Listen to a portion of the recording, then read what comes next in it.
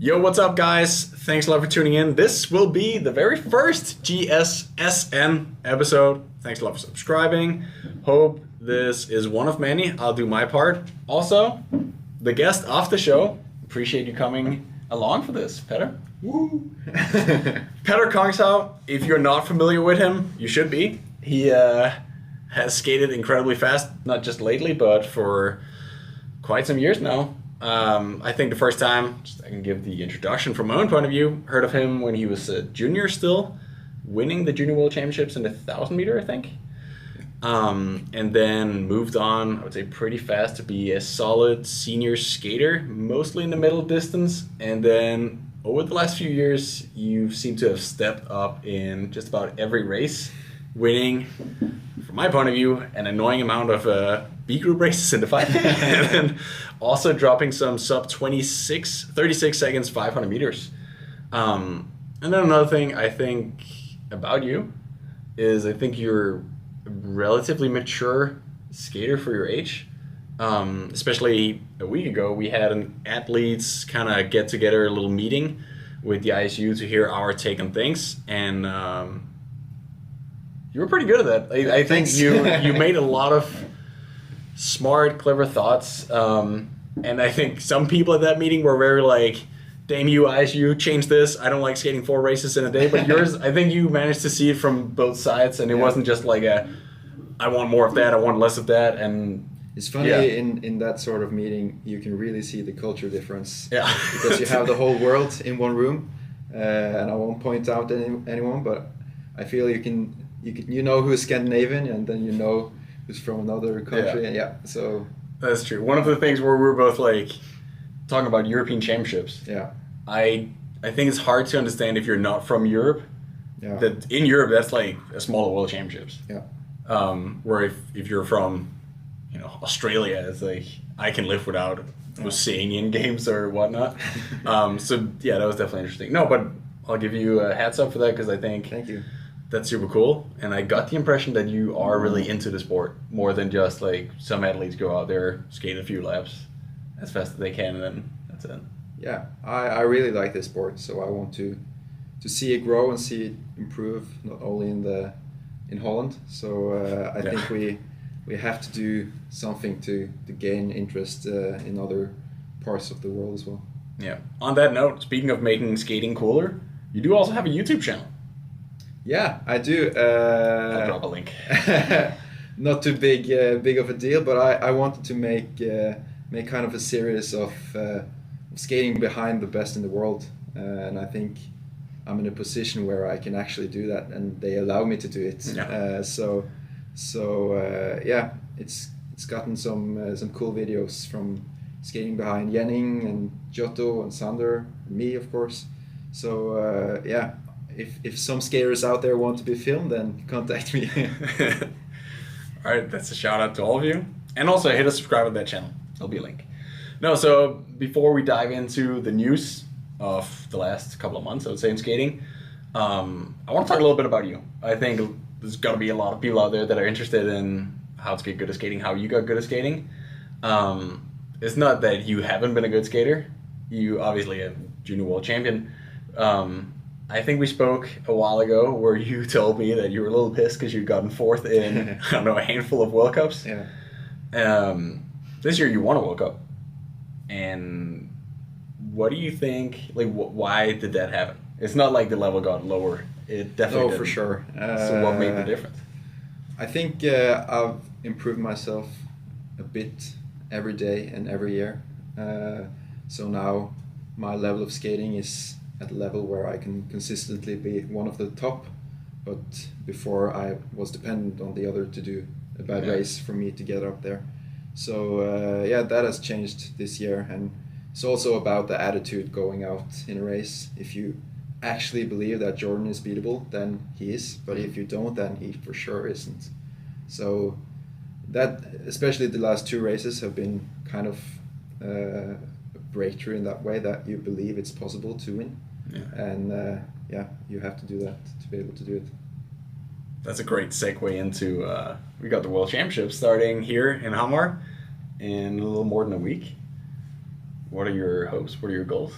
You just said you believe you Yeah. can win, so Yeah, for sure. My goal is to take the gold here on 1500. I would think that saying otherwise is lying, but yeah, I know that my competition is quite hard, and overall on every distance this year, I feel like we have had a really improvement in the level and also the amount of skaters that are skating good, 5K especially maybe. So yeah, the competition will for sure not be easy, and with Jordan, you never know what's possible. Yeah. But I feel like I'm better than ever, so I'm for sure gonna give him a fight. Man, I am pretty sure there's going to be a lot of Norwegians in the Viking ship, and I'm very Yeah. excited to see that live. How about the team pursuit? Also a thing that I feel like, given that you won the last 2 golds at the Olympics, it's starting to become a thing in Norway. Yeah, And but Sander isn't out of shape, I would say. Sander isn't out of Strong shape, team. but Team Pursuit consists of 3 people, so we have a quite obvious 1 and 2, and then the third member of the team has been a bit insecure. Our main option is Hallgeir, of course, but we know that he has had a bit of a struggle the last period. And then you have guys like Christian, who can skate 6:13. Yeah. And then you have Sigurd, who can skate 6:13, but he's not a really fast guy. And then you have Didrik, who skates 1:45, but he's not that endurance. So you got a lot of the guys to choose from. So, and I don't think we still know which team we're gonna use on Thursday, which is not the best going into such a technical race. But yeah, I think we can do great still. All right. Okay, ready to move on to the news? Yeah. Okay. First question. What do you think about ventilations or fans making I mean, if you haven't followed the speed skating circuit, times in Milwaukee were pretty wild for sea level. Having been in Milwaukee, I can definitely testify that there was a serious tailwind. You may have seen like some photos of flags that were straight into the air. I got cold at the start of the team shoot just from tailwind at the line. What do you think about that? Like, should the ISU, the International Skating Union, should they make some sort of regulations like we have in track and field? Yeah, I really enjoyed the race though. It was fun skating fast. So it was really Not gonna fun lie. skating fast. There's a lot of time I wish there was wind in Poland and some places like that. So, but There was wind, yeah, but not good for wind. sure, it's a problem in the way that if there's wind, then don't know if the wind is constant, and you also, for me, the biggest problem is that you don't know if it's possible to manipulate. Yeah. And I for sure don't think that they would do stuff like that. But if there's an option, then you can try to speculate, and that's not a good way to go for the sport. So I think that they have to. I think that Milwaukee is probably the only place that the problem will occur. To that extent, yeah. So if there's not any World Cups in Milwaukee, I don't know if that's really necessary, because I've never heard about it before. Yeah, not but I think something brought up on the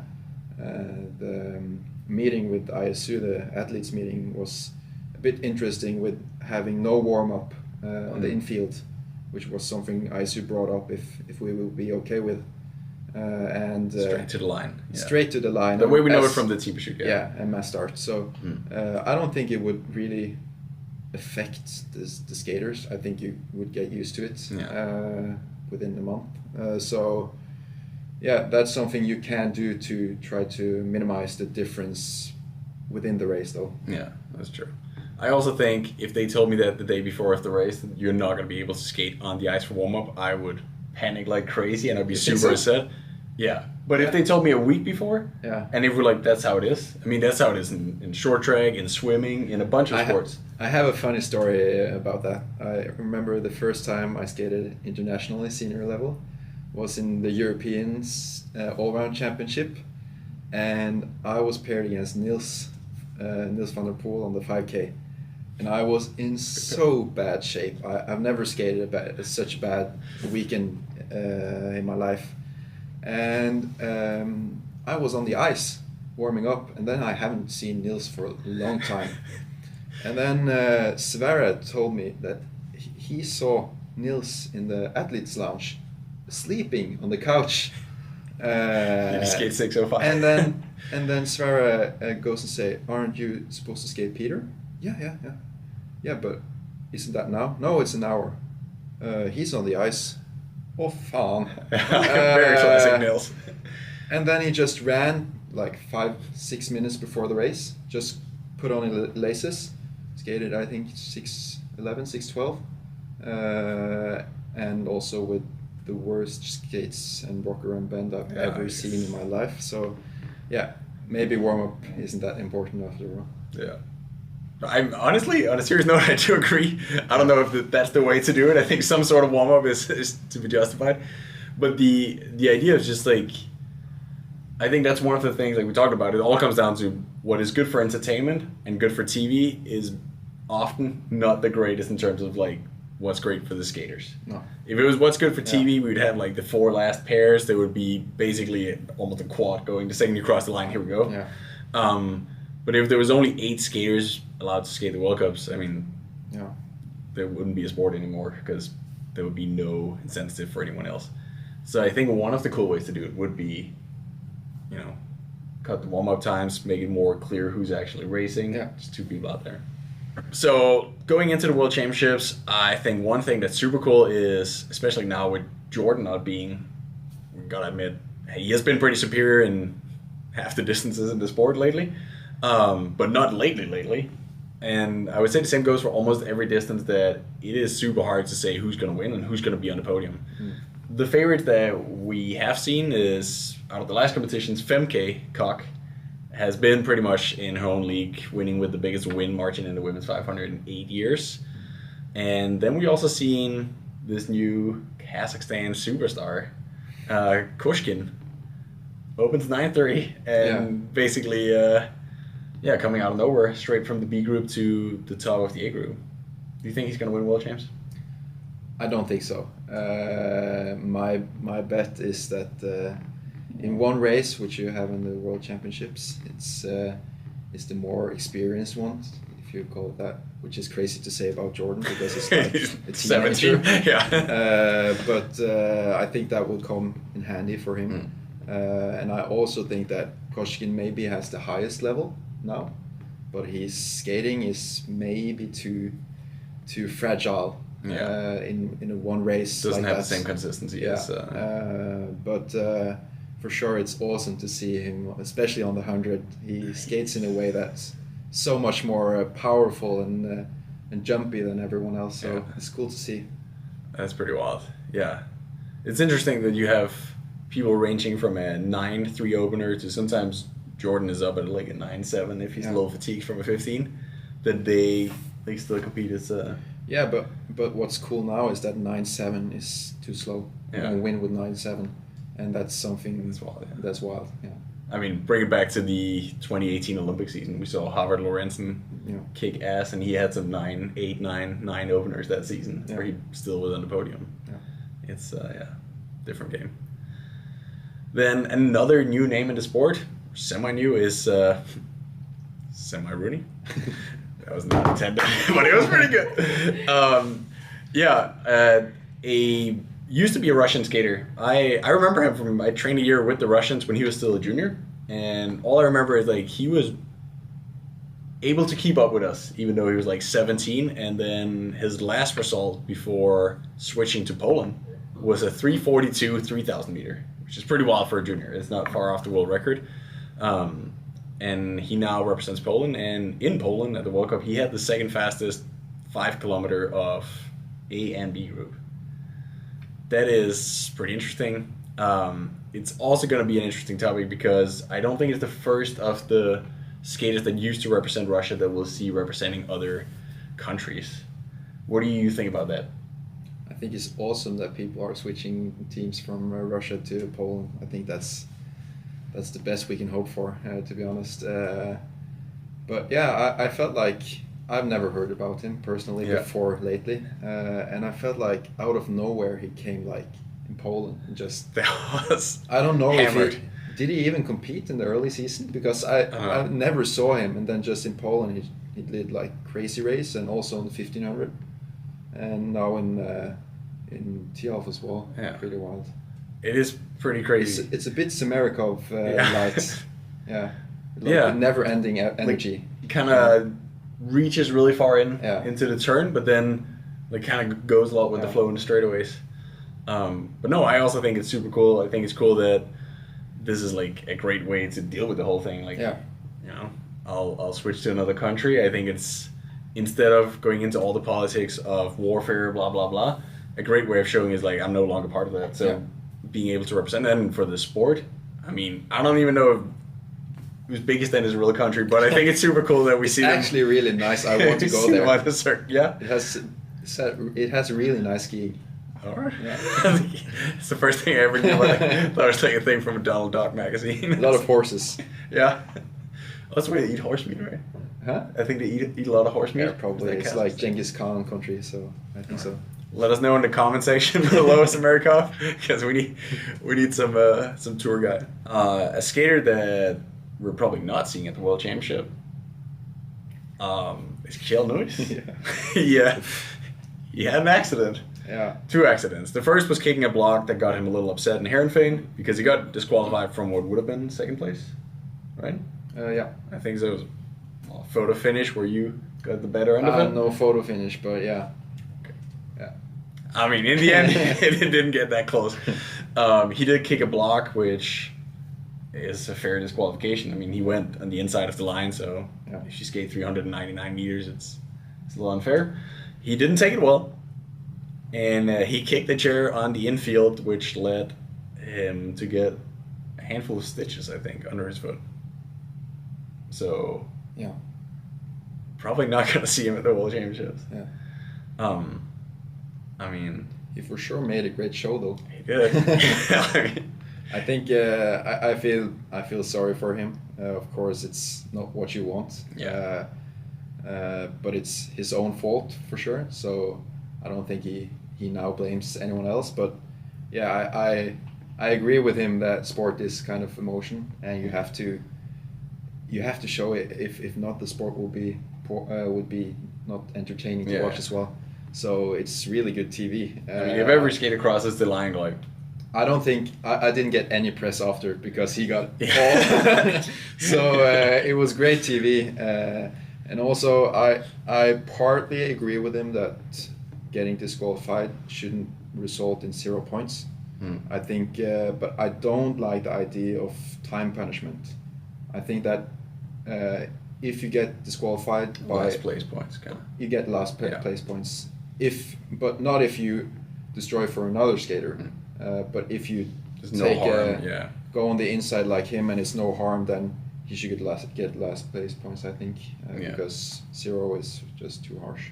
That I definitely agree. So if you're not familiar with the ISU, the World Cup point system, every World Cup we go race and we get X amount of points. If you get disqualified, you get 0 points, which is very little. When the last place finish is usually, I think, 20 points or so in the A group. It's a lot of points. So getting 0 points means, I mean, you might most likely fall into the B group, and then even winning the B group is still going to be little points compared to the A group. We've seen this year, Lauren DeBreury skated a 46-second 500 meter just because he had to. Erin Jackson went to a World Cup with a lot of back pain and just finished the race also because she had to.